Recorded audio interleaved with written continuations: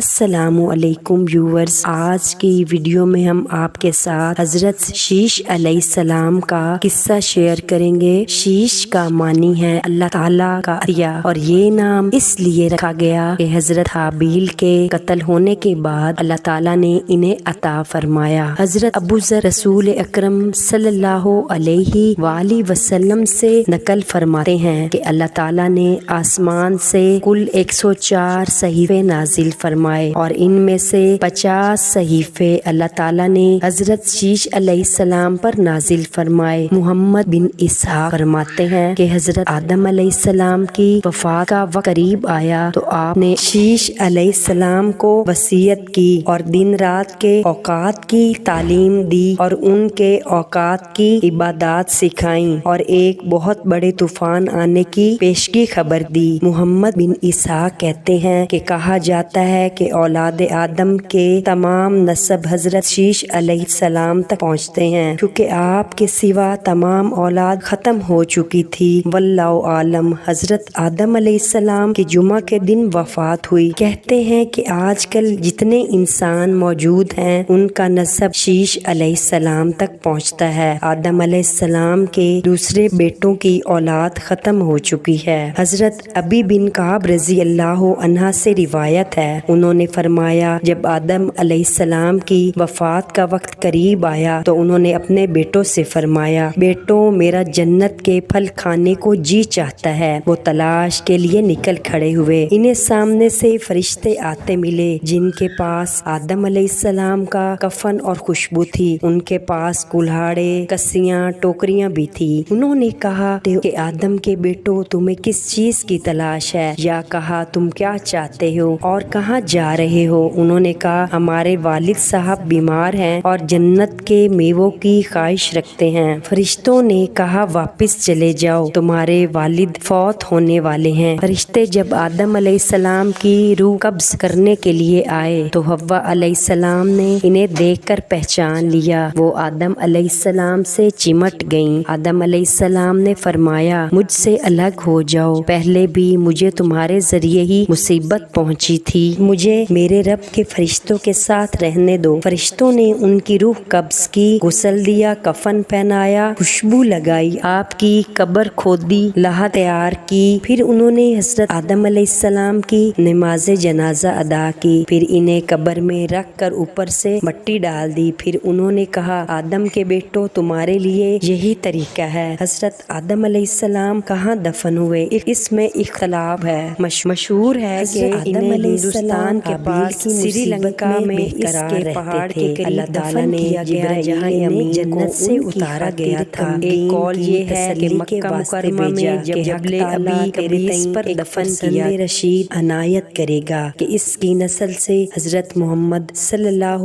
علیہ وآلہ وسلم سردار بنی آدم کا پیدا ہوگا۔ چنانچہ حابیل علیہ السلام کے مرنے سے 5 سال بعد حضرت شیش علیہ السلام پیدا ہوئے۔ وہ حسن و خوبصورتی میں اور خوبی سیرت میں مشابہ حضرت آدم علیہ السلام کے تھے اور تمام اولاد سے حضرت آدم علیہ السلام کے نزدیک محبوب تھے۔ چنانچہ حضرت آدم علیہ السلام نے قبل وفات ان کو اپنا ولی عہد بنایا اور بطریق وصیت کے فرمایا جب طوفان حضرت نوح علیہ السلام کے زمانے میں واقع ہو، اگر تم اس زمانے کو پاؤ تو میری ہڈیوں کو کشتی میں رکھوائیو جو غرق ہونے سے محفوظ رہیں، یا اپنی الواد کو وصیت کرنا کہ اس طرح سے عمل میں لائیں۔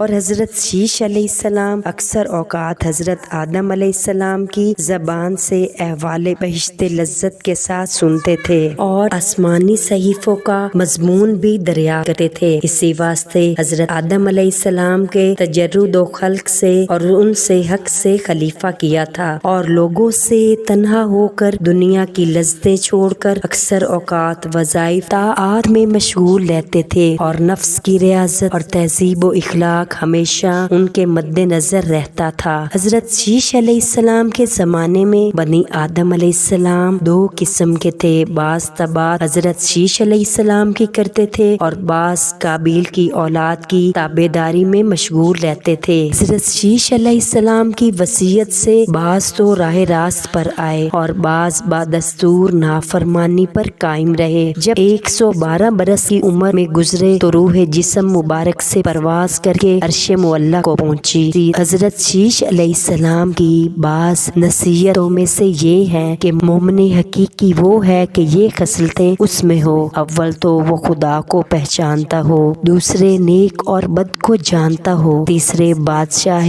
وقت کا حکم بجا لاتا ہو، چوتھے ماں باپ کا حق پہچانتا ہو اور اس کی خدمت کرتا ہو، پانچواں صلہ رحمی یعنی اپنائیت کے لوگوں سے نیکی اور آدم علیہ السلام کو چھٹے غصے کو زیادہ حد سے اللہ تعالیٰ نے ساتواں صدمہ دور کرنے کے لیے کو صدقہ دینا اور رحم کرنا بطور نعم البدل ایک بیٹا عطا فرمایا، جس کا نام حضرت آدم علیہ السلام نے شیش یعنی اللہ کا عطا کردہ تحفہ رکھا۔ محمد بن اسحاق بیان فرماتے ہیں کہ حضرت آدم علیہ السلام کی وفات کا وقت قریب آیا تو انہوں نے اپنے فرما بردار بیٹے حضرت شیش علیہ السلام کو حق کے دعوت و تبلیغ کی وصیت فرمائی اور انہیں دن رات میں کی جانے والی عبادات کی تعلیم دی۔ حضرت آدم علیہ السلام کے انتقال کے بعد ان کے بیٹے حضرت شیش علیہ السلام اپنے والد محترم کی وصیت کے مطابق عمل کرتے رہے اور اللہ رب العزت نے انہیں بھی نبوت سے سرفراز فرمایا اور ان پر اپنے پاس سے آسمانی صحیفے بھی نازل فرمائے۔ رسول اکرم صلی اللہ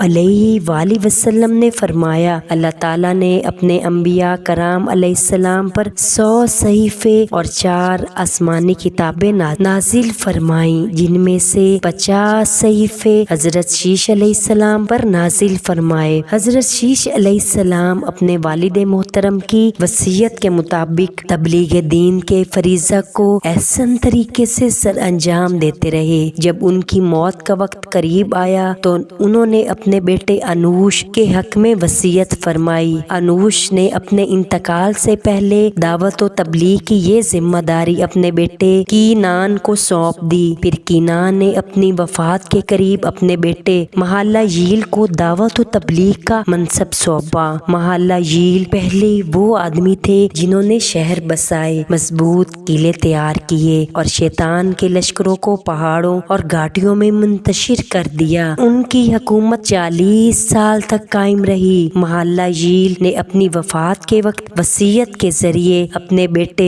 یرید کو اپنا جانشین مقرر فرما دیا اور یرید نے اپنی وفات سے چند دن قبل ہی تبلیغ دین کے فریضہ کی وصیت اپنے بیٹے اخنوق حضرت ادریس علیہ السلام کے حق میں فرما دی۔ محمد بن اسحاق کا کہنا ہے کہ حضرت آدم علیہ السلام کی رحلت کا وقت قریب آیا تو آپ نے اپنے بیٹے حضرت شیش علیہ السلام سے ایک عہد لیا اور انہیں رات دن کے اوقات عبادت کی تعلیم دی اور بتایا کہ فلاں وقت میں کون سی عبادت ہوگی اور انہیں یہ بھی بتایا کہ میرے جانے کے بعد ایک بہت بڑا طوفان آئے گا۔ محمد بن اسحاق کا کہنا ہے کہ تمام اولاد آدم کا سلسلہ نسب حضرت شیش علیہ السلام سے جا ملتا ہے، کیونکہ آپ کی باقی تمام اولاد سے نسل نہیں چل سکی، سب کی سب نسل نیست و نابود ہو گئی۔ حضرت آدم علیہ السلام کی وفات کے بعد امور دنیا کی بھاگ دوڑ حضرت شیش علیہ السلام نے سنبھالی۔ حضرت شیش علیہ السلام وہ نبی تھے جیسا کہ حدیث میں گزر چکا ہے کہ ابن حبان نے اپنی صحیح میں حضرت ابو ذر رضی اللہ عنہ سے روایت کیا ہے کہ آپ پر 50 صحائف نازل ہوئے تھے۔ جب حضرت شیش علیہ السلام کی رحلت ہوئی تو ان کی جگہ ان کے بیٹے انوش نے لے لی۔ حضرت شیش علیہ السلام نے انہیں نیکی اور عدل و انصاف کے قیام کی وصیت بھی فرمائی۔ انوش کے بعد کینان، پھر ان کے بیٹے محلہ ییل کے متعلق فارس کے اجمی لوگ کہتے ہیں کہ وہ 7 اقالیم کے بادشاہ تھے۔ محلہ ییل ہی وہ شخص تھے جس نے درخت کاٹے، شہروں کی بنیادیں ڈالی اور بلند